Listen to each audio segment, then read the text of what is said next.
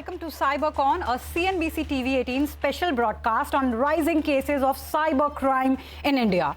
I'm Sandhya. Today we discuss the rising incidence of digital arrest, one that has defrauded Indians of over 1,000 crores in the first 9 months of 2024. So what are digital arrests? Scamsters pose as police officials or an official from some other law enforcement department. They call potential victims, alleging that they have been implicated in some serious crime and insist that they must connect over a video call. They then go on to extort the victim to pay up to evade arrest. The government has warned against the digital arrest menace. Even Prime Minister Narendra Modi addressed the issue during one of his Mann Ki Baat addresses. Before we delve further into the modus operandi and discuss what you should do to prevent it, here's a report on two people who fell prey to the digital arrest scam.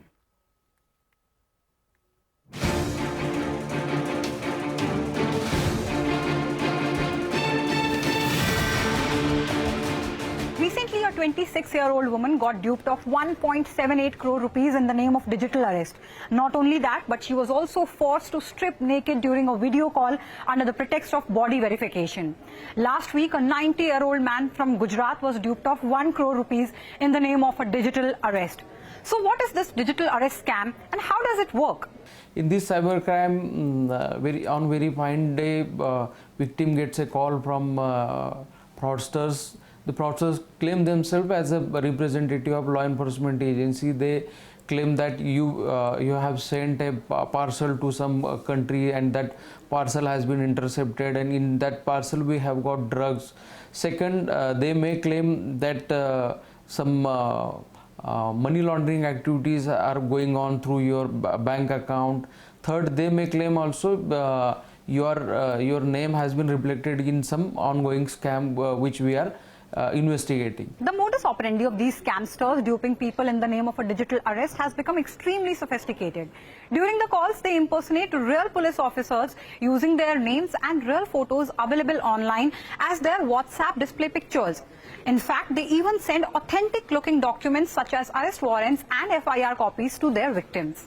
Once victim gets pressurized, then they started to dictate him their conditions. The first condition is he may not leave his home or his room. He will come on the Skype video call. Then they start interrogating him on through that video call. Second, they will pressurize him to such a level that they force him to transfer all the savings from all these account to the account number given by them. And they will claim that they will check all his investments, all his account transactions, whether they are genuine or not, and they will return all this money after once this investigation is done. This digital arrest scam has become such a serious issue that even Prime Minister Narendra Modi had to urge people not to entertain anyone threatening to digitally arrest them. The success rate for criminals in this scam is alarmingly high. I will urge citizens to, whenever you get called in the name of law enforcement agency that you have case or your parcel has been intercepted or by any other reason, just try to contact your nearest police station to for verifying the authenticity of such a call. Also, law enforcement agencies never digitally arrest anybody or never interrogate anybody by Skype calls or by other methods, or never send this type of arrest warrants through WhatsApp or other things. Like any other form of cyber fraud, awareness is key to protecting yourself from digital arrest scams. Remember, no law enforcement agency in India, I repeat, no law enforcement agency in India conducts digital arrest, records a statement online, conducts body verification online, or conducts any form of interrogation online. So if you receive such calls or messages, please do not entertain them. If possible, report the number or inform your nearest police station. Under no circumstances should you transfer any money, follow any instructions of these scamsters, or share any personal details. Stay aware, stay safe.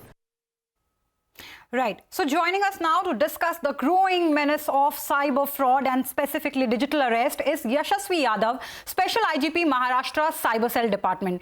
Thanks a lot for joining us, sir. My first question is, we are talking about spreading awareness. That is the motive here at CNBC TV18. So if you can help us understand the process, if you can broadly explain how an investigating agency, a law enforcement agency, makes an arrest, records a statement, conducts medical checkup and body verification, so that our viewers can differentiate between a genuine query from the cops and a probable scam.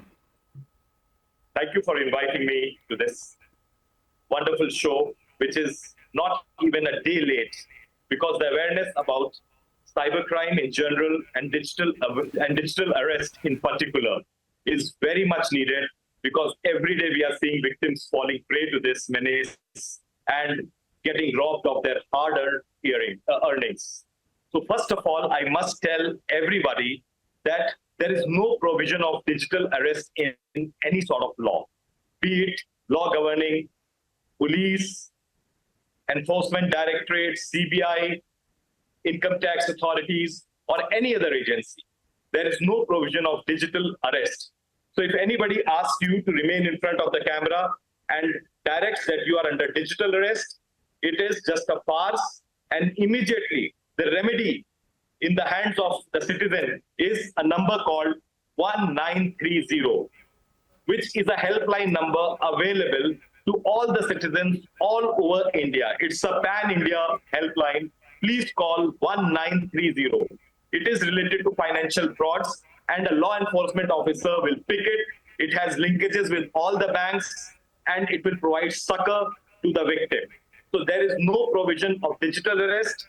Secondly, I can say that with more than 700 million smartphones in India, cybersecurity has become a very big issue, and the only way to fight is to generate awareness and to nip it in the bud. Right, so that's exactly what we are trying to do here at CNBC TV18. My next question to you is about the law enforcement agencies. This is a relatively new area for you guys also. So what are the key challenges law enforcement agencies face while tackling with these cases and cyber criminals? The key challenge is that India is a very populous state. We have more than 70 crore smartphones in the hands of people. But the commensurate awareness has just not seeped in. So we have people who are very gullible about these cybersecurity issues. And then these digital arrest scamsters have reached a sophistication to a level which is unprecedented. They have mock courts, they have mock police officers in exactly the same dress, spick and span ambience, which makes it a very, very, very much akin to reality.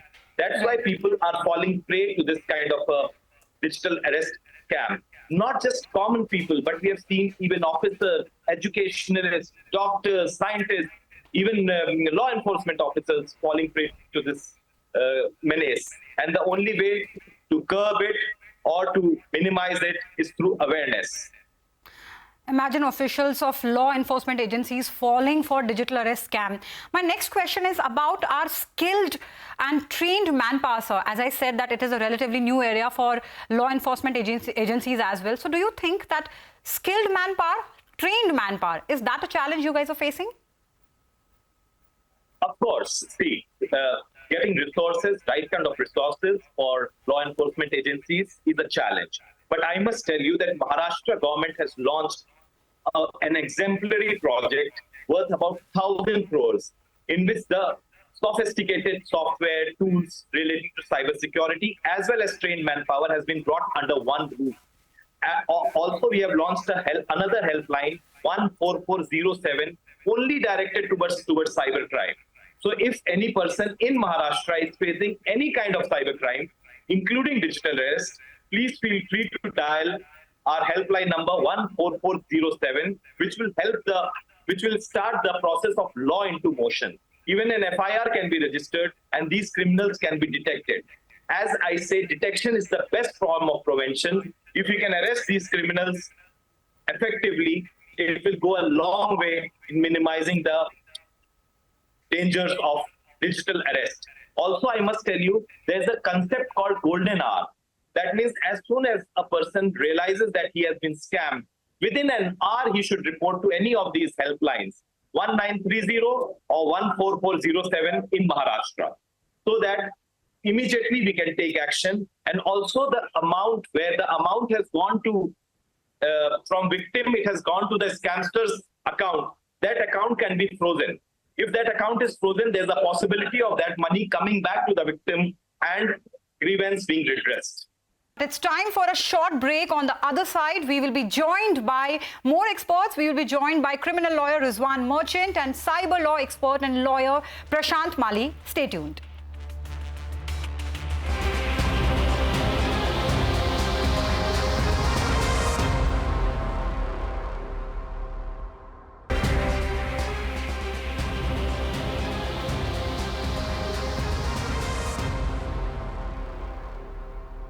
Welcome back to our special series, Cybercon. We continue to discuss the menace of digital arrest fraud.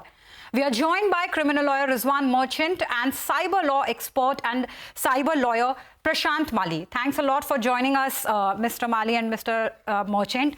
Mr. Merchant, I would like to start with you. Like an arrest warrant or an FIR, a fake version of it, obviously, court summons and other documents, court-related documents, are also being used by these scamsters in order to lure their victims. So if you can broadly explain the process and how exactly court documents are served to people so that our viewers can be aware of a possible scamster calling them. See, Santhya, first of all, the Code of Criminal Procedure lays down the necessary procedure for the purpose of arrest. Arrest can essentially be effected either under a warrant or without a warrant. It can be arrested. It can be an arrest pursuant to orders of the court. It can be arrest by a police officer without a warrant. If it is an arrest by or at the instance of the court on the basis of a warrant, we have a particular format of the warrant. But unfortunately, what is happening in this case is that the format of warrant which is being used is of different states. Okay, so right. The Code of Criminal Procedure has a particular format of the warrant which is supposed to be utilized for the purpose of issuance of the warrant, which is handed over to the concerned police department or the law enforcement agency, and then they proceed to go ahead and have a physical arrest. There is nothing like digital arrest. Right. Having said that, Santhya, and having heard Mr. Yadav, there is something else which I'd like to discuss on air, to be very frank. This menace of cybercrime and this menace of these fraudsters has been so deeply ingrained in this virtual world that merely prevention, merely suppression, and making the efforts to make the public at large aware of how they can prevent themselves from being scammed is not sufficient. See, we have something that is known as organized crime, and we have something that is known as transnational organized crime. Right. The issue of transnational organized crime has been addressed by a convention, the Convention by the United Nations, where transnational organized crimes are being identified for three purposes. It's not only prevention, it's not only suppression, but it is for the purpose of punishment. Now, unless and until you don't identify people, it's impossible to cut that nexus which is created in this virtual world. I don't believe it, and I don't buy the story that a handful of people or a bunch of people in some particular part of India or in some remote district, by using the necessary internet bandwidth, are conducting these frauds. Okay.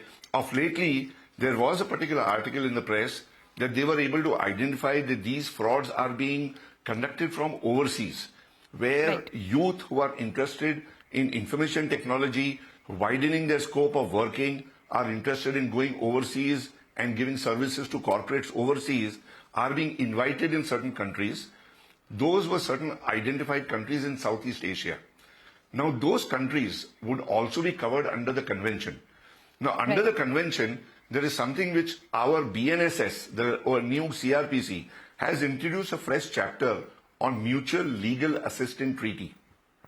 Now, this Mutual Legal Assistance Treaty is nothing but a contract inter se between two countries, where they are supposed to put in their best efforts from both the sides for the purposes of addressing how to prevent, how to suppress, how to identify, and how to punish transnational organized crime. This is not an ordinary offense which can be brought within the ambit of the Right. IPC. And this is It affecting a citizens across the transnational country. organized This crime. is right. This is affecting citizens across the country. Yeah. It is going on in several parts of the world also. It is going in several parts of the world also. And under the MSLTA, there is a mutual legal assistance treaty. CBI is the concerned department which has been given the authority to do investigations in this case. I don't in the least wish to suggest that our state machinery is incompetent or falling short. No, they are doing their best. They are doing intelligent work. They are doing excellent work. But you need more hands than just the state government. You need the central government agency. You need the Ministry of Home Affairs to take this issue seriously, use the necessary provisions under the convention to reach out to those countries from where this scam is being perpetrated. Because what was known some time back is people were being called to overseas countries, their passports were being taken away. This is nothing but human trafficking. You invite them on the basis of a visa to work there, passports are taken away, do need they're to come detained together. illegally, and they're made to participate in this fraud. Right. They are made to commit this particular fraud by use of this internet medium. Now something Right, sir. worse is likely to happen with artificial intelligence coming in. Till today, what they were doing is only creating a visual image of a particular person and making the person on the other end believe that he's a police officer or a judge, etc., etc. With artificial intelligence, with our law enforcement agencies, It is going to officers, become judges, more severe than our that, public Mr. Merchant. prosecutors, Of course, we their understand voices- that. their And voices will be that's why we constructed. are, we are running this campaign. And you raised an important point, and that's exactly what I wanted to talk to you about. Because, see, we have something called Interpol. So it is possible for all the countries to come together, make a list, highlight and, issue red flags, blacklist the people. So that is possible. So that's exactly what you addressed. I want to go to Mr. Mali now. Mr. Mali, you heard Mr. Merchant. He spoke about, various aspects of and what can be done globally. But if I want to understand the legal aspect of it, what exactly the legal remedies which are available right now to the victims and also the sections and acts that are in place, do you think that is enough? And according to you, what can be the area of improvement here? So right now, Santya, the laws are very clear. We have the IT Act 2000 and we have the BNS. And in both the acts, there are right sections, 66C, 66D of the IT Act, and then there are barrage of sections under Section 4, right from the cheating or forgery of electronic records in BNS. So we have the sections. We have the police action on mule accounts. Now, see, the issue is police is doing action, police is catching the mule accounts where the first level of money is going. See, the issue is not the first level. Issue is to catch the kingpin. And the kingpin in many cases is sitting in Cambodia or in Bangkok or in Dubai. These are the 3-4 countries which have come into the picture. Getting those kingpins or cutting the kingpins action, the ground soldiers in India is very important, or else we are not going to get respite from this kind of frauds, because Cambodia, where the place from where they're acting, it's a lawless part. Even if we have transnational laws, we can't reach there because it's completely lawlessness. The local militia sitting there and people are getting Compliance will be difficult, yeah. difficult. Compliance is completely difficult to AMLAT or whatever good things Mr. Merchant said. But see, what is right now required? Yes, I go with both the police officials that we need mass awareness. We need mass awareness and in vernacular language. Second, very important is to create deterrence amongst these people who participate in this, digital arrest scams or any other cyber scams. These gangs are operating in various states. There are villages which get involved into all this.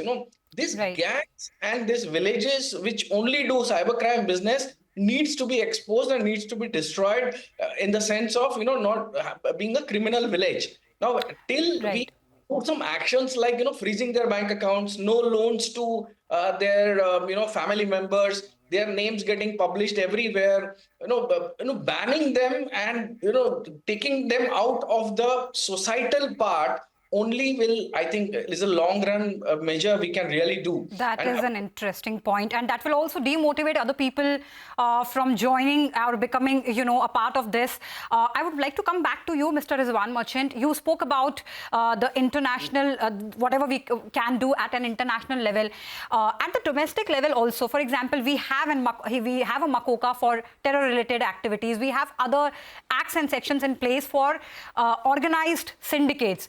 What exactly can be done in order to make cybercrime also equally serious, because it is not only costing people a lot of money, but we are also aware of cyber terrorism. So what kind of do you think there's a need to come up with a new act specifically dedicated to this? We have our IT acts in place, but something more precise?